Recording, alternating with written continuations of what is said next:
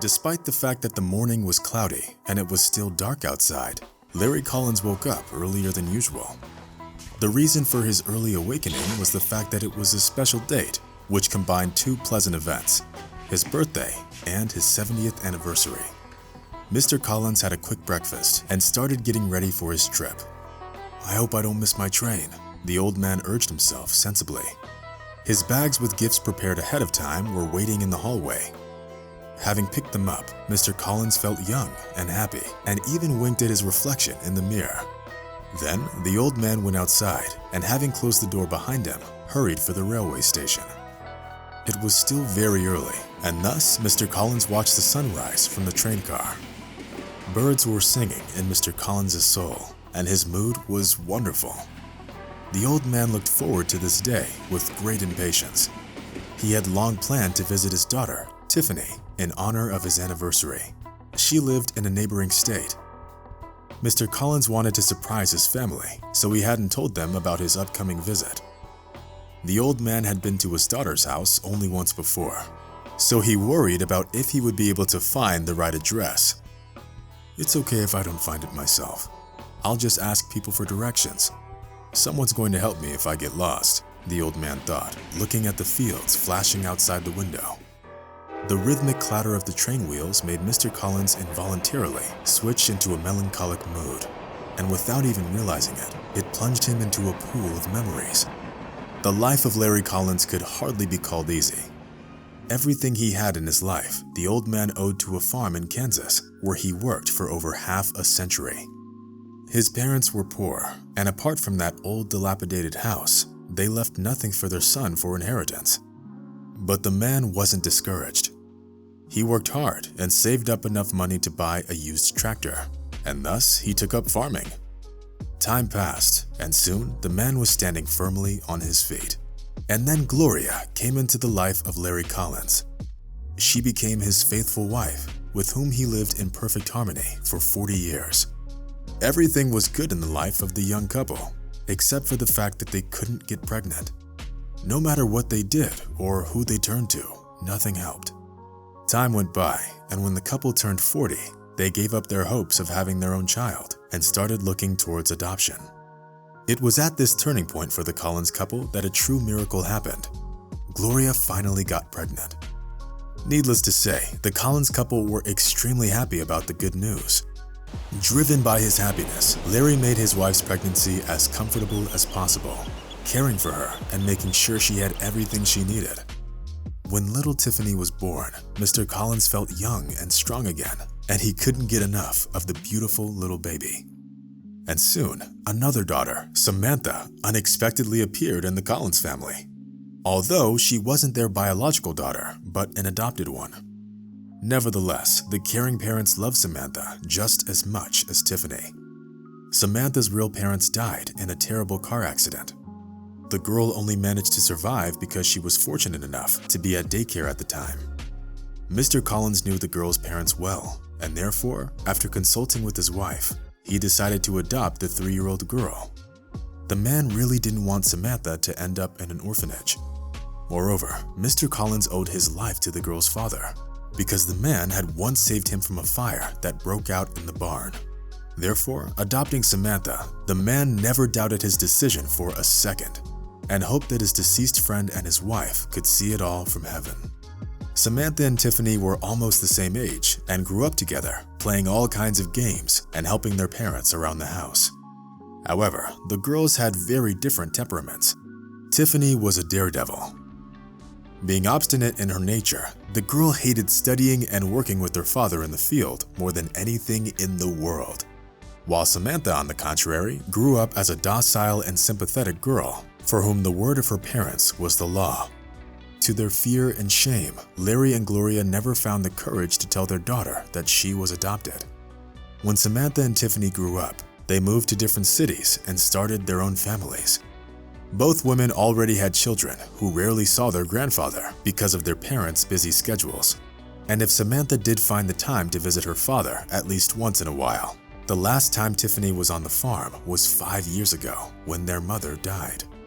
Since then, Mr. Collins hasn't seen neither his daughter nor her husband, Dylan, nor their son, Dennis.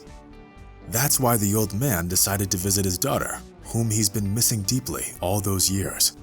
Finally, the lights of the city appeared on the horizon, and having emerged from his memories, Mr. Collins got visibly nervous. The old man was afraid he'd get off at the wrong station, and not trusting the conductor, he looked around nervously. Approaching the city, the train began to slow down, and when it finally stopped, Mr. Collins breathed a sigh of relief. He took his bags full of gifts and, leaving the train, breathed in deeply the fresh morning air. The old man looked around and hurried towards the exit. Seeing the familiar landmark, the high-rise business center. "Well now, I'll definitely find the address I need," the old man whispered, remembering the way. In less than half an hour, Mr. Collins was already standing at the door of Tiffany's house. The blinds of the windows were pulled down, indicating that the owners were still sleeping. The old man froze for a moment, unable to decide what to do. But then, overcoming his inner agitation, he pressed the doorbell 3 times. "I guess city people get up a bit too late, not like we do on the farm," thought Mr. Collins, listening to the shuffling of footsteps on the other side of the door. Finally, the lock clicked, and Tiffany appeared at the door, dressed in a terry robe. "Who are you, and what do you need?" she asked, all the while yawning and stretching sweetly. Taken aback, Mr. Collins almost lost his balance after hearing his daughter's words, and quickly answered, "What do you mean, who are you? It's me, your father." Having a difficult time trying to suppress yet another yawn, the young woman rubbed her eyes and replied, "Dad? Is that really you? Why did you come so early? You should have told us you were coming." "I just missed you, and I want to see my grandson. I brought gifts," said Mr. Collins, pointing at the bag standing at his feet. "Well, Dylan is at work right now, and Dennis is still asleep. Let's do it another time, okay? We'll give you a call and arrange a proper meeting. And this is for you, for your way back," said Tiffany, and calmly put a banknote into the hands of her bewildered father. The old man wanted to return the money, but the door already slammed right in his face. Mr. Collins looked at the $100 bill clutched in his hand and began to cry. This wasn't the kind of greeting the old man expected on his 70th birthday.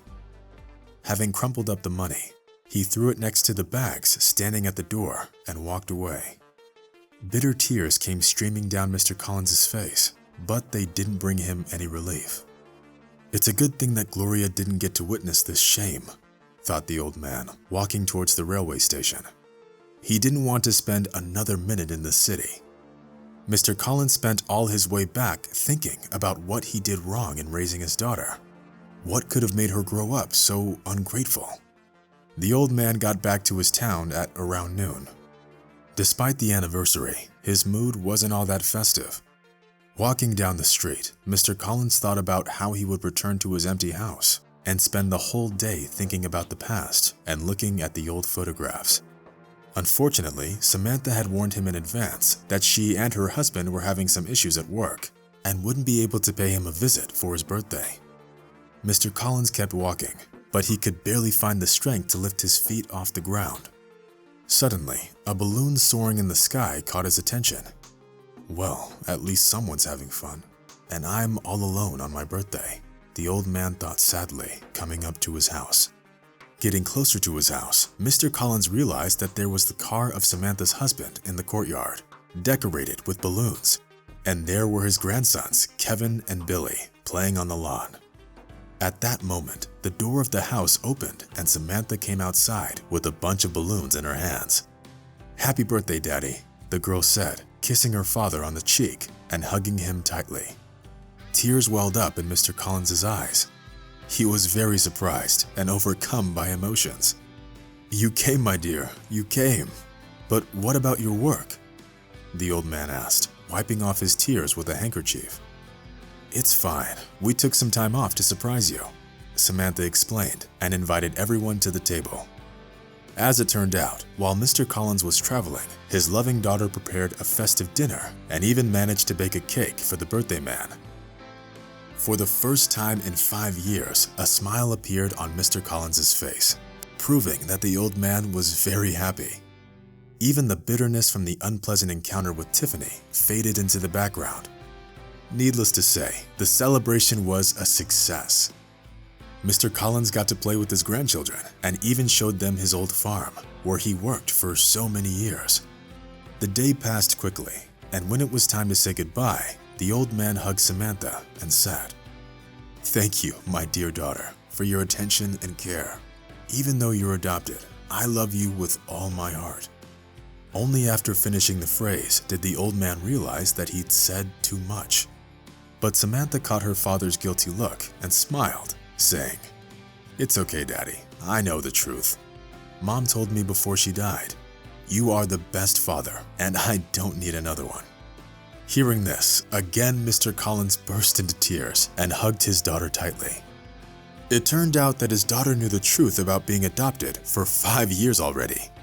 But nevertheless, Samantha continued to take care of her father and never once said that he wasn't her real dad. Having seen the guests off, Mr. Collins wiped away his tears. He felt as if a weight was lifted off his chest. The old man also realized that he wasn't as alone as he thought. He had a big family that loved him.